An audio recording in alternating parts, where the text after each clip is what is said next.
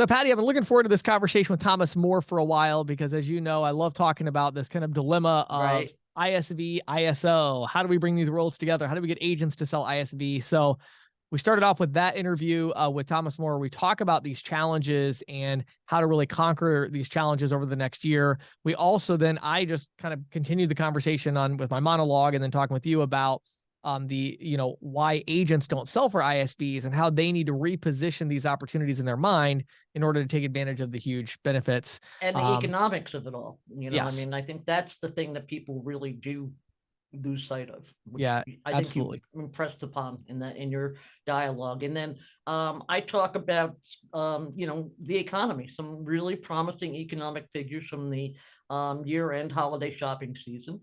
And of course, our episode today, I'd like to give a shout out to our sponsor, NMI. You can visit them online at nmi.com. Excellent. Well, let's start our interview with Thomas. Let's do it.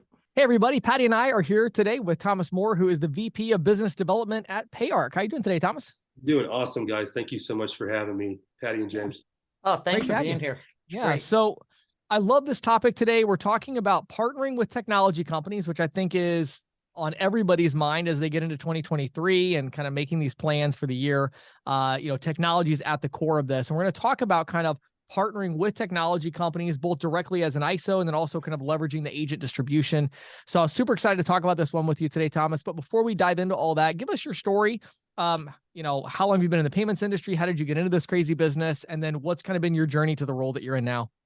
Yeah, absolutely. So I was fortunate enough during my time in school to meet and befriend some very influential people that play within this business. So when I had graduated, I had kind of a rocky start in an industry I was pursuing at that time.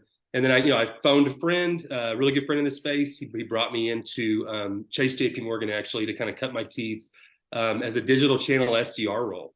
And this was back in 2012, 2013. So very quickly bit into this space, found a joy, found an aberration for this industry at large. I saw with so many different, innovative, albeit smaller organizations, these ISO players, were doing in this space. And so over the years, I kind of moved up laterally over, et cetera, to sort of new opportunities, as it were. And then I landed in arguably one of the more interesting roles that I've had to date, working with then First Data, now Fiserv, within their ISO channel. And in that role, I managed some other ISO partnerships there. And so the perspective I gathered there, is overseeing some of these partnerships, big to small, medium, kind of all sizes, that represented different parts of the country, operating in different markets and different economies. These guys, they really highlighted the notion that, like, hey, this is what's working, right, for big growth. Sure. And then these other guys, this is maybe what's sort of business as usual. So this is in terms of an ISO really trying to differentiate themselves, right? So that perspective was so valuable. From that role, I eventually ended up going to work for one of my clients. They were a very unique client. They were more kind of what you'd consider like an ISV, but then they actually brought the payment processing in-house. They were kind of ISV ISO. I helped build out and manage all the integrated partnerships and the sales channels for that company. Had great success with that team and took some of those ideas for building out ISV channels over to the talented team we have at payarc. I began leading that channel a little bit earlier this year, back in July. Wow, that's awesome. So I love this conversation. As you know, we talked a while ago. It's one of James's favorites. Yeah, I just love this. I feel like I live this conversation all day, every day. My first question for you, Thomas, is in your experience, both at Fiserv and then now at payarc and other companies in the industry, I see a lot of ISVs that are becoming ISOs, a lot of ISVs that are becoming PayFacs, right? What I don't see is a lot of ISOs who are successfully making technology kind of the core and becoming the ISV, buying the technology company, hiring the developers, or even establishing like really good partnerships with technology companies. And so in your experience, why is this? Why has our industry and kind of the ISO in general, why has the ISO model kind of struggled to bring these worlds together? Yeah, I think that's a really good question. And I'm sure I'll say this again later in the podcast, there's a lot of emphasis, but with the way that I've seen so many ISOs, they have the agent channels, the way that they go to market to acquire this agent talent. I think a lot of them have, advertised this we have this frictionless, white labeled, data heavy wholesale payments platform in which you, the agent, can run your business, which is great. There's nothing wrong with that. But I feel like I've seen many of them do it without a heavy emphasis on partnership and a preferred relationship with that agent, as if they were a W-2 sales employee, right? And so why that's important, I think that there's a precedent being set here that, this wholesale, we stay out of your way, we just get the deals boarded platform, that mentality. I think it makes it difficult to then sort of expect to try to reposition your sales agents to get them excited about some company driven, that is processor driven initiative, like let's get together and go after some integrated merchant accounts for this ISV partner that we have internally, right? So I think, there's a precedent that should be set early, like at the time you're bringing on, let's say a 1099 agent, and say, hey, we have an integrated partner channel. We have a list here. It caters to certain verticals. We'd love to expand their footprint, which of course in turn expands the collective merchant portfolio, right? And so, and we'll get you literature, and we'll get you some education around these partners, and of course we're going to pay you for it. Yeah. Okay, so let's start with the technology companies. Let's hone in on that for a minute. In terms of creating partnerships, how do you find and partner with good technology companies, and what are some of the challenges that you've had to overcome in order to do this? Yeah, so I think in most of the time, the challenges, and this is me putting on my SDR hat just from a sales perspective, has been honestly getting your foot in as a sales agent, getting your foot in the door with one of these tech companies. In this case, the ISV, right? In this context, I find targeting an ideal customer or merchant profile that is leveraging, a particular platform within an industry that agent is putting heavy sales resources into. That's a great first step. Right. I think so often it takes a mutual client to help knock on that door. Right. And I think structuring some type of incentivized relationship with that merchant, if they're going to guinea pig this process for you, for example, first month of free processing or a terminal or some sweetheart deal on rates, whatever it is, leveraging some creativity here could help land a meaningful discussion with that upstream tech partner, and in a warmer context, right, than just the cold outreach, right, that we see so often. And hopefully that'll, get you a seat at the partnership table. Also, I'll say something that has helped me previously, and again, this is in a sales capacity, is not to be afraid to pad the ISV prospects with some referrals, even before you've inked a deal. I've done so many deals doing this.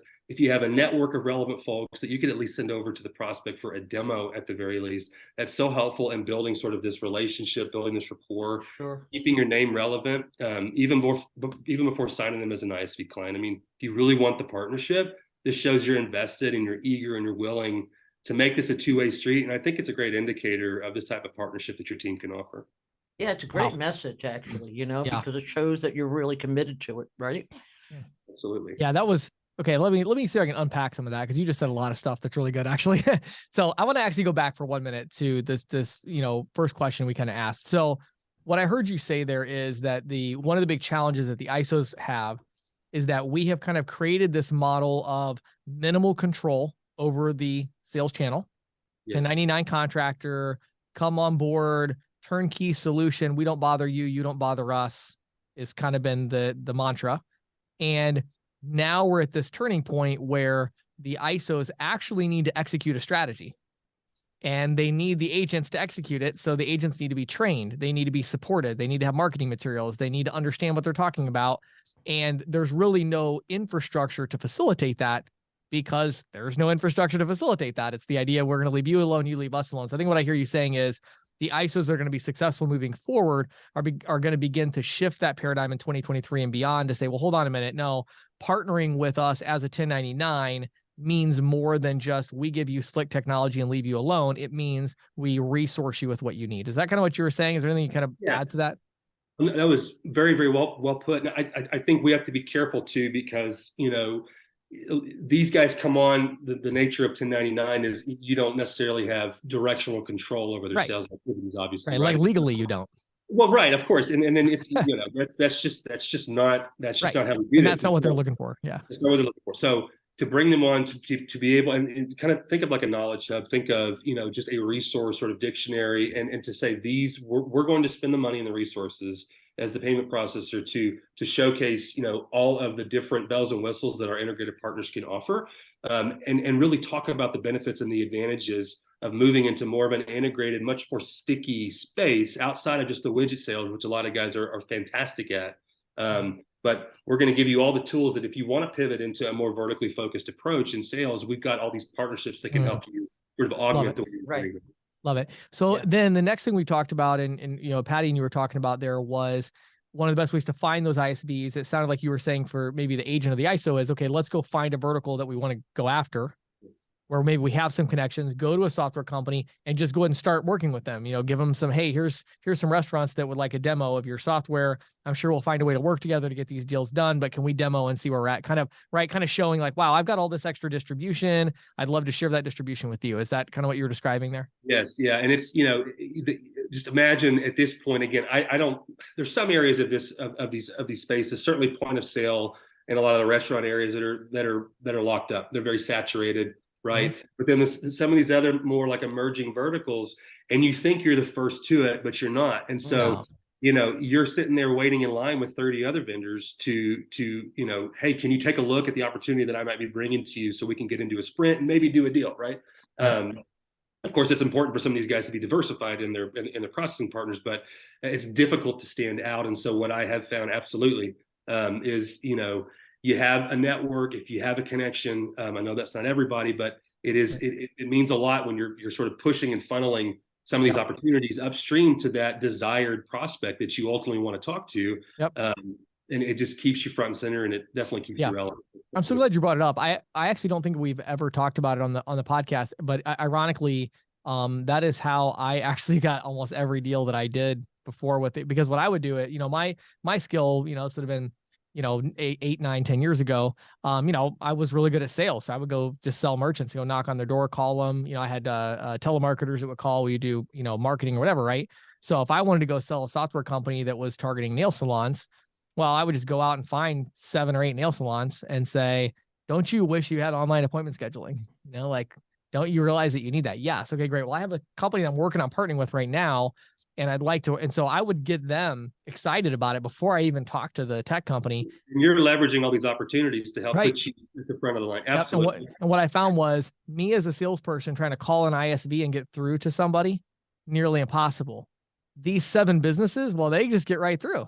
And they, you know, right. And it's like, I've got these 7 that are interested. However, I do want to make sure I'm doing the processing. So before I even introduce you to these 7, I'll give you the, you know, the broad strokes. I'm not going to give you the details. I've got 7. I want to make sure we're going to be able to at least talk about working together, you know, and that's the leverage, right, that you need. So that is absolutely the leverage I think that you absolutely need. And then, you know, being sure that, because there's so many different options out there for these, you know, these different markets that you can look at. It's going to be a lot more challenging to get into the restaurant space, the retail space, than perhaps the online lending space, the space that I'm very, that I've worked within for some years. So I'm very familiar with. You know, so just kind of knowing what you're looking for, then to your point, kind of cultivating relevancy in the conversation. Doesn't that also, knowing what you're looking for also is, you know, becomes important to sort of like keep you at the front of the pack, so to speak, right? I mean, yes. You know, and showing that you have these partners, you know, you already have these clients or these prospects, you know, is like, you know, putting a gold star on your forehead, right? Absolutely. Because you're getting to the front and you're saying, oh, and by the way, here's what I can bring to this relationship, which makes it, you know, far more of a prosperous transaction, right? Right. Absolutely. So, yeah, so let's dig into that a little more, Thomas. So when you think about like the last 5 or 10 ISV deals that you've done, right? Why did they partner with payarc? I mean, honestly, because I'm kind of curious about this trend, what you're saying. You know, is it about distribution? Is it about they want to monetize payments? Is it about they want a better tech stack? I mean, why are ISVs are just like all over the map? Like, what are you seeing for ISVs? What's their rationale for partnering? So I think distribution is important. Monetization, I think I have more of those discussions. That at least it starts there. I'd say, you know, when talking to a new opportunity, I'm definitely repping my team's goals to discuss co-branding, co-sponsoring initiatives with new ISV partners at events, at trade shows, you know, whatever it may be. Right. As well as our ability to, as I mentioned, showcase on our agent partner pages these new integrated offerings and just the associated markets that each of these partners serve, like a knowledge hub, right? And so for any interested agent who wants to participate in partner expansion efforts, you know, they can go target those niche markets that are overlap with the ISV. So distribution's definitely a conversation point. I'd say monetization of payments revenues, right, is equally, if not more important, just depending on who you're talking to. But it's bigger than that, coupled with partner support and the ability to scale with some of these companies. I'm finding that's a big discussion too. I think there's a lot of flashy, shiny providers out there that are really big on the front, but as far as execution, right, getting them to the implementation cycle, supporting them, growing with them. And then the ability to, also provide a menu of tools and connectivity options. And that could be anything from, real-time white label client processing, dashboards, analytics, data, frictionless onboarding APIs, speed to market, flexibility of like a payment facilitator, right, with the money movement and, all the things that kind of come with that. I think those have to go hand in hand with a competitive economic structure, because if you're just giving away the farm with huge revenue shares, but you can't support and scale it on the back end, then it's like, what are you talking about? Yeah, exactly. Yeah, no, I like it. I like it. So, all right, so let's shift gears just a little bit. I want to talk about the agent side. So we talked about the partnership with the tech.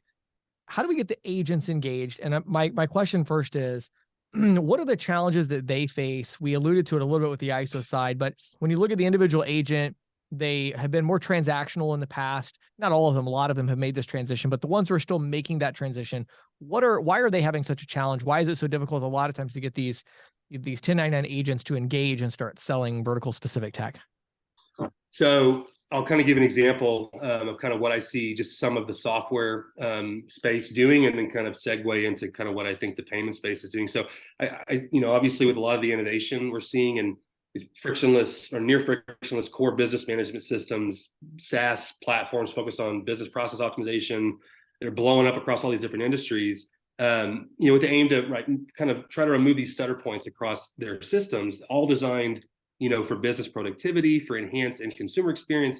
I think this growing trend, with these types of platforms, it translates nicely to what we're seeing in payment space. That's a rise in more tech-centric payment processors. These processors offering and really touting, I'm talking top of the page, embedded low friction tools to meet consumers where they want to meet and want to pay. So whether it's coding into big wallets like Apple Pay within their gateways, or an actual embedded payments or invoicing module, like inside of a dental practice management system, for example, or some type of like an accounts receivable system, or even offering like a white label mobile app with like an integrated payments feature. The consumer's driving the demand. And I think the smart ISOs, the smart ISVs, their agents, these tech companies, the guys that are partnering together, they're absolutely killing it if they're playing in this space correctly. I think these guys coming together, looking for sticky solutions, looking for problem solving, less just widget based focus, connecting these systems together, you're reducing friction, you're winning the business. So honestly, I think the days of a payment processing company kind of solely focused on the terminal, on the widget based or card present sales only, I think it's kind of behind us. At the very least, that might be extreme. At the very least, I think they're definitely losing out on a lot of sales if they're not also focused on those things. So yeah, no, I agree with all that. I think one of the follow-ups I'd have to that would be, there's not a lot of talk in the industry. I feel like I talk about it all day long every day, but there's not a lot of talk in the industry publicly about the actual pricing models of how to make this work. And I think that's one of the issues, is that nobody really talks about how do you actually do one of these deals. So I think we kind of have we have the two extremes that make a lot of sense to everybody. One extreme would be an ISV, they come to you, they want to do payment processing, you have the right APIs and the right infrastructure to facilitate that. They have their own distribution channel, they're selling their own accounts, and you're sharing revenue. Everybody understands that, right? Then you have the other extreme, which is the tech company that comes, they're processor agnostic, all they want to make is the software fees, and they're coming to you primarily for agent and distribution. And the agent and your company, you get all your normal residual kind of revenue from the payment processing. The tech company gets the revenue, everybody goes home happy. Where I'm not seeing a lot of work is the partnership where this is shared. So an ISV comes in and it's like, I'm just curious if you've had any success in this. I don't know, honestly, anybody that's done very well with this yet. We have to figure it out at some point, but like, are you having success with the ISV that's saying, okay, they're the ISV, they're coming to you for payments, and they're willing to give a big chunk to the agent, and vice versa. The agent's willing to sell for the ISV, even though the agent's only getting 30% because the ISV is getting, like, is that working for you? That's such a good, it is a challenge still, right? I mean, I think that's kind of why you see so many, payment processors wanting to keep hold of those ISV sales to their direct team. They can keep it internally because it's just less hands in the jar, right? But we are seeing some success here. And again, I think it's such a really, really good question. You do have a finite size of the revenue pie that can go around. Right. In what you're really talking about here, in sort of, do you really see success in having both the agent playing in the space as well as the ISV? Because you're talking about having an agent channel drive yet another referring entity to a processor, right? So you have this multiplayer component. Yeah. And so it's just super, super difficult. But, I feel given the size of some of the agent channels, the agent footprint that some of these ISOs wield, payarc, I mean, we have quite a few agents, just for example. A lot of these guys have a huge agent force. I think they should absolutely be considered as a worthwhile distribution channel of, for bringing in that many more ISV opportunities, right, to the parent processor that my direct team may not otherwise have the opportunity to grab without the existence of that specific agent's network or that player's relationship. So the problem or the challenge, as you allude to, comes down to the economics, right? Yeah.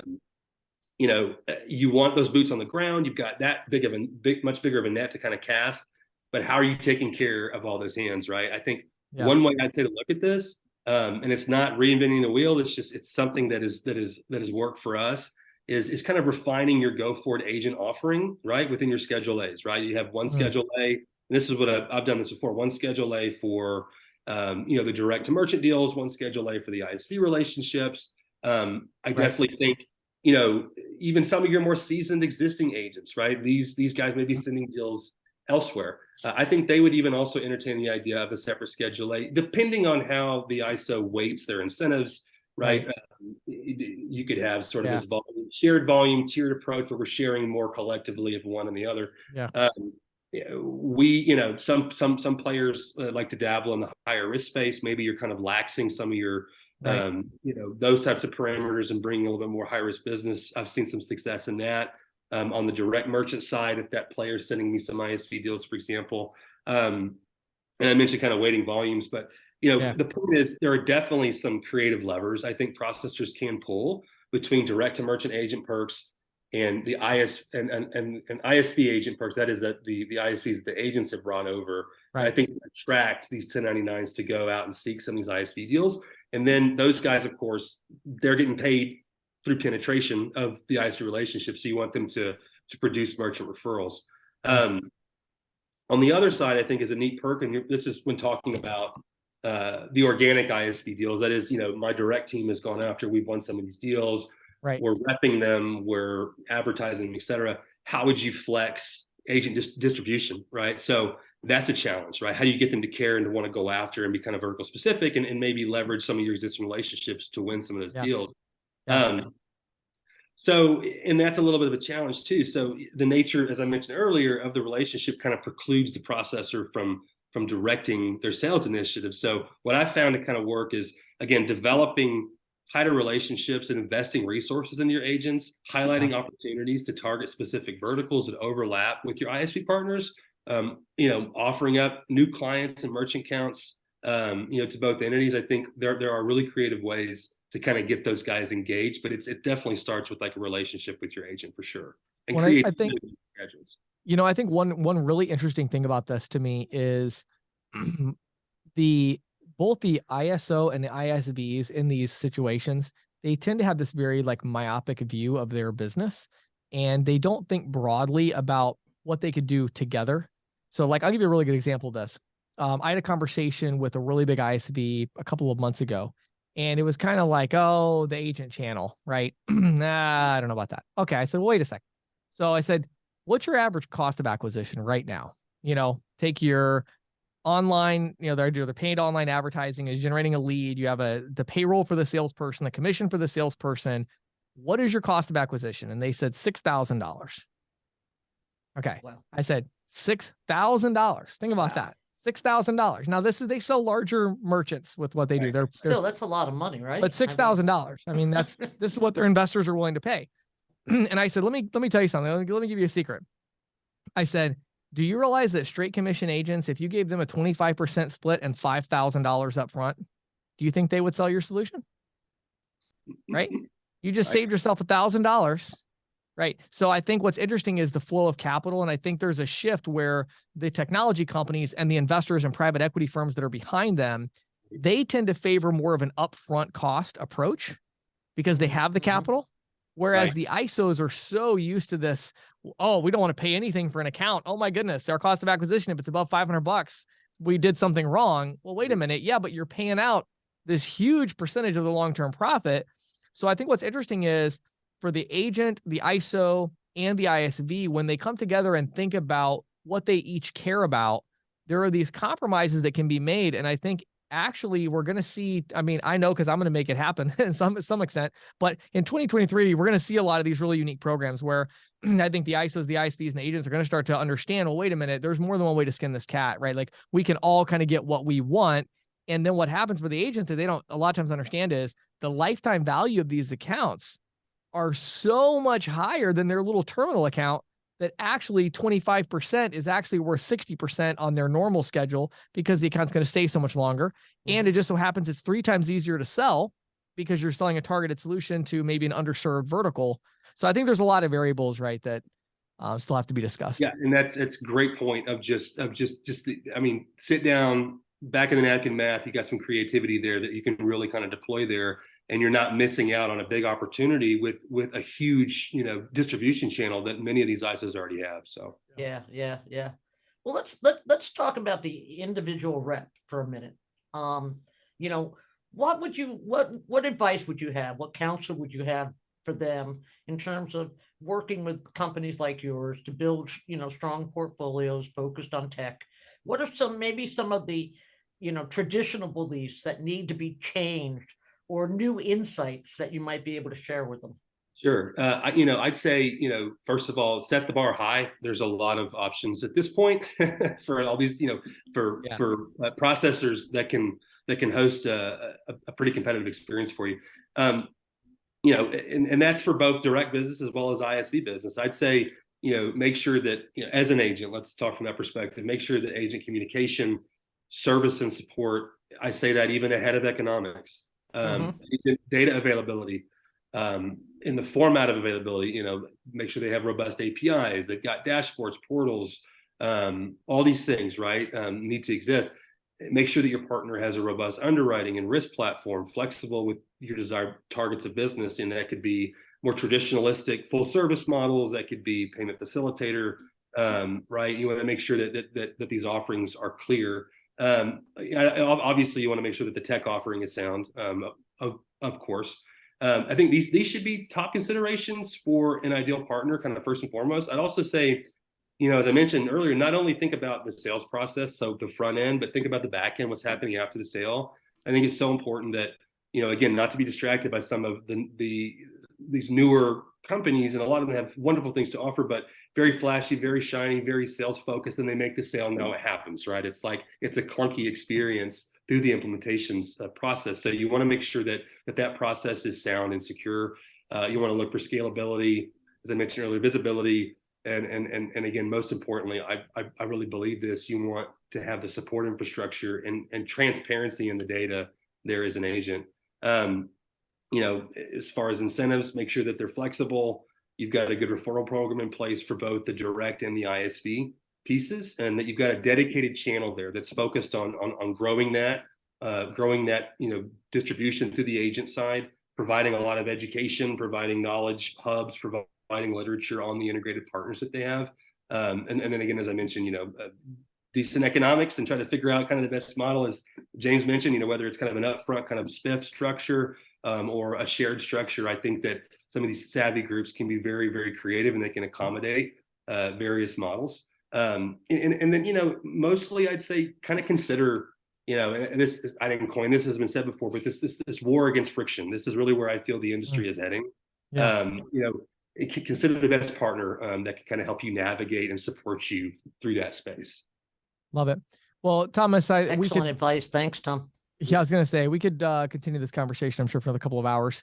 But what I want to do before we let you go, I definitely want to share some information on how they can learn more. You shared a lot of insights. Maybe there's partners out there that are saying, I'm looking for a company where I can bring ISVs. Maybe there's agents that are saying, I want a company that has that focus on ISVs so that I can partner and add distribution. Where would they go to learn more about payarc and about you? So I'll give 2 places. I'm not afraid of giving my direct information. I'll do Thomas at payarc.com is just an easy way to get a hold of me. Obviously, payarc.com. That's www.payarc.com. And then my team, you can also shoot them an email. It's isvsales@payarc.com. And payarc is PAYARC. That's correct. Right. Awesome. Thomas, thank you so much for your insights. I knew it would be a great conversation. Didn't disappoint. Just love this topic and really appreciate what you're doing in the industry as well. So thanks for sharing that with us today. Yeah, James, really insightful. Same here, Patty. Thank you so much. It was a pleasure, guys. Take care. So Patti, I want to take just a minute to do something I don't normally do, but I actually want to promote an upcoming piece of content that you and I are going to be doing, and that's going to be on the 2023 trends and how to really put technology at the center of your strategy. Yeah. And so this is going to be a merchant sales insight that I'm doing. It's all sponsored by NMI, which I'll talk more about in a second. But I share not only the what I see as the 5 major trends that are coming in 2023 that we should be aware of, but also I actually give specific questions that you should be asking among yourselves with your team, or if you're an individual agent, you should be asking yourself. And Patti, I got this idea because I brought my team out to my office here in Hollidaysburg, Pennsylvania, and we met my key leaders, and this is the discussion that we had. And I had this whole agenda, and we asked all these questions, and we came up with some really interesting directions for our company. Oh, cool. And I thought, you know what, I need to tweak this a little bit and share it so that ISOs, ISVs, point of sale companies, tech providers, anybody involved in the payment space can look at these trends. And then we're going to have a podcast coming up about that. It'll actually be the podcast coming up talking about that as well. So just be aware of that. We got the 2023 trends coming out, and all that is sponsored by NMI. Why is it sponsored by NMI? Because if you're an ISO, you have a really difficult decision to make in 2023. Hopefully at this point you're saying we have to adopt technology and make it a core part of our strategy. So now your question becomes, do we buy or build? Yes. Do we hire 5 developers full-time at $200,000 a year and build it? Or do you turn to an expert like NMI? Exactly. And with NMI now, that because of their acquisitions, their 2022 acquisitions with Agreement Express and Iris, right, they have this kind of full stack. And so I think developing that relationship with them and integrating with them and implementing what they have available is going to be a really great step in the right direction. And I think over 2023, as VJ and the team at NMI kind of fulfill their vision of bringing these companies together with integration, I think you're going to see some pretty cool technology solutions that are available. So head over to nmi.com or iriscrm.com and learn more about their Agreement Express acquisition, as we talked about last week. And I think you're really going to be impressed with what they have to offer. So Patti, I really enjoyed our conversation already with Thomas. Obviously lots of hot button issues there for me that I want to talk more about. So I thought I'll just continue Let's just continue it on, right? So first of all, I think one of the big things I've been realizing is that the ISVs have just been positioned poorly in the mind of the agent. And what I mean by that is the agents, I think they understand, the individual agents in our audience, you understand kind of the idea of, I'm going to go get an ISV and get them to board their business with me. But the idea that you would sell ISV services through a relationship with your ISO where you're kind of all getting a piece of this pie and your piece is going to be significantly smaller. That's a problem, right? Now, here's what I find. On the surface, significantly smaller. Yes, right. The percentage itself is going to be smaller. The dollar amount, not so much over time, and definitely not the valuation of it. But I think what's interesting is to use more of a familiar example. If you are an agent and I came to you and said, there is a business attorney or a business accountant in your local market, and they have all of these clientele, right? People that trust them. And there are all these other businesses in the community that are reaching out that need a CPA, and they would like to partner with you to provide their services together with your payment processing, and you're going to get a percentage of it. Right. So it's a referral relationship. Right. But the difference is with the ISV, the agent is still doing the distribution. So they're still going out and they're selling. But what the agents don't understand is how much easier it is to sell those solutions. And what I can tell you from experience with my own software companies and other consulting relationships is that, if you go to like a pretty deep kind of narrow vertical, selling a software solution in that context is so much easier than selling door-to-door terminals or even course. generalized stations, you know, of point of sale systems that are more generalized. Like when you're, you know, reaching out over the phone or via email marketing or Facebook marketing, or, you know, hire some telemarketers from Upwork or whatever it is, and you're going after a really specific niche, especially a card not present niche, give you a little insight there. It's just a lot easier. I don't know the way to put it. And so the way to run the math on this, what people don't understand is, let's say I'm an agent, and let's say that I've got 4 hours a day to prospect. Okay. Okay. And my 4 hours a day currently is netting me an average of, you know, 10 accounts per month. So I do 4 hours every day. I'm getting about 10 accounts a month. The average account is generating, you know, profitability of, let's say I'm getting $100 in residual, and I have, let's say I have a 60% split. So I'm just throwing random numbers out. I've got a 60% split, which is getting me $100 average residual, and I'm selling 10 accounts a month. So my residual is growing by $600 a month, right? Or wait, what did I say? I said 10 and 100. No, so it's growing by $1,000 a month. I'm selling 10 accounts, $100 a month. So it's growing by $1,000 a month. Well, if you partnered with an ISV and you spent that same 4 hours going after this really specific niche vertical, there are several things that would happen. First of all, you would go from selling 10 a month to selling 20. Right. With the same time investment. So now all of a sudden, that the fact that maybe you're only getting a 30% split instead of 60, but it's actually break even. Right. Because you're getting half the revenue split, but you're getting double Twice the sales. the number of, because so your residuals are still growing by the same $1,000 a month. However, even that's a little bit deceptive, because in actuality, your residuals, if you choose the vertical correctly, your residuals are probably going to be higher than they usually are, because the overall margin is going to be higher. So you're getting 30%, but maybe the average merchant with this vertical you're targeting, because it's vertical specific software, maybe you're going after slightly larger businesses, and they're doing an average of 100,000 a month in volume versus 25 or 30. So now all of a sudden there's an increase. Number two, the pricing pressure is pretty much gone. Right. So maybe you're already selling dual pricing, so that's great. You don't have to worry about that. But the idea would be, if you're selling kind of traditional processing there, well, when you're talking about the technology solution, all of a sudden the pressure, and even those of you selling dual pricing are already hearing the calls for, well, now we want it at 3% instead of 4%. Well, you don't have that when you're selling for the ISV. You say, well, we do it at 4%. Right. That's what it is. You're using our software. This is what it is. And that's going to be fine. And a lot of that pricing pressure basically goes away as you're selling the merchant. So you have no pricing pressure, basically. It's twice as easy to make the sale in a lot of cases, right? But your rev share is smaller. But then the final piece of it is, when you eventually go to retire or borrow against your portfolio or sell your portfolio, you're all of a sudden going to find out that instead of your portfolio being worth a 20x, it's worth a 45x. Right. And the reason is because you have this integrated technology solution.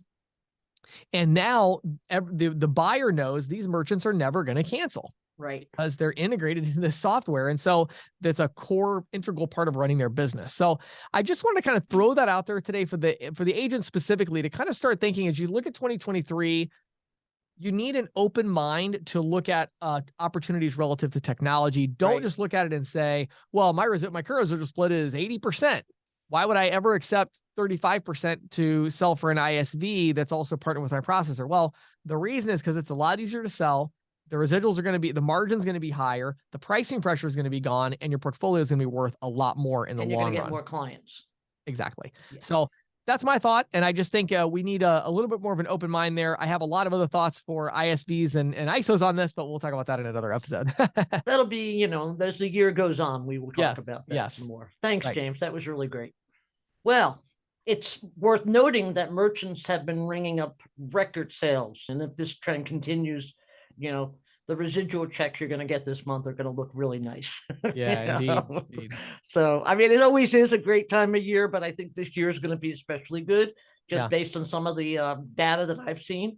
A record 196.7 million Americans hit the stores or shopped online during the 5-day holiday shopping season that began Thanksgiving Day. That's according to the National Retail Federation. Wow. Of that number, nearly 123 million shopped at brick and mortar stores, which is up from last year significantly, about 20%. I would imagine. Now, MasterCard Spending Pulse, which measures both online and in-store spending across different types of payments. Found in-store sales were up 10.5% over 2021 on Thursday, that being Thursday, November 24th, which was Thanksgiving, through Sunday of that weekend. Now, online spending on Black Friday was about 9.1 billion, according to Adobe Analytics. On Cyber Monday, it was 11.3 billion. So you put that all together with what, Wow. yeah. So, Really? you know, Cyber Monday beat Black Friday. yes. I wonder if that's a first. Yeah, that'd be interesting to see. It did not say it was a first. Oh, that's pretty cool. But, you know, when you think about that, just online shopping on 2 days was 20 billion. Wow, that's crazy. 2 of the, you know, of the 5 days of that particular quote unquote shopping holiday. Yeah. Now, I also checked with American Express because, of course, they do the small business Saturday thing. Right. They say that consumers spent close to 18 billion both online and in person at small businesses. Wow. Which also included restaurants, we should note. Right. Which, according to MasterCard, were one of the biggest spending categories during Thanksgiving weekend. Really? I guess people had to go out and eat after they got done shopping. Wow. That's usually the lowest part of my spending over the Thanksgiving right? weekend. Exactly, because I'm like so else. filled up from Thanksgiving. I don't want to eat out, you know. Maybe you know what it probably is. Probably everybody's so tired of cooking that the next day they say we're buying pizza today, or we're getting or the day after. You know, the next day they eat the leftovers. The day after, the day after, we're tired of this. Let's go out. Yeah. So NRF was predicting that when all was said and done, retail sales during the 2022 year-end holiday season would total somewhere near $950 billion. Wow. Which is about a 7% increase over 2021. And per person spending was expected to average about $832. Now, the consultancy Deloitte had an even more optimistic set of projections. They said in-store spending would account for 35% of all holiday spending this year, up from 33%. And half of all shoppers, this was the stat I really liked, half of all shoppers will use a smartphone for at least some of their shopping. Wow, that's interesting. I've already used mine probably 15 times for shopping. So I'm on my computer, but you know, I have nieces and nephews who are in their 30s and 40s, and when I talk to them, they pull out their phone and they pull up the stuff that I'm looking at online. So I guess that's what we're talking about here. Yeah. You know, all of this to say, you know, I'm not an economist, but I have been around long enough to see a fair number of wild economic swings, you know. Yeah. I'm talking about sky high inflation when mortgage rates were north of 18% and major recessions when unemployment rates were ventured into double-digit territory. And that was just the 1980s. Right. So I'm a little perplexed by all the dire predictions I hear, you know, in the same news feed that I saw some of this data that I just shared with you all. I heard reports of a coming recession and of coming inflation. That's like in a single day, you know? Right. And, you know, I don't think anybody knows for sure what direction the economy is headed, but I think that these numbers about the year-end holiday shopping, coupled with strong jobs reports and GDP, which we've seen this month in December, are all good signs as we prepare for the new year in merchant services. Yeah, I agree. And I think one of the things I thought of, Patty, when you were sharing these stats is that if you're an agent and your residuals don't take a huge jump, either, you know, it'd either be the residuals get paid at the end of January or beginning of February. If you don't see a really, really significant increase, you're doing something wrong. Yeah, take a step back and say, wait. What is my portfolio made of? Because if you're not taking a big jump, you're probably not going after card not present merchants. You're probably not in the e-commerce game at all. And if you do have physical location, you're probably not helping them with delivery and pickup options because there is growth across the board. So if you're not seeing the growth, that's because your portfolio is not an accurate representation of the future of the economy. And the future of the economy is omni-channel. Yeah, no question. 100%. Yeah. Good stuff, Patty. Thanks for sharing that.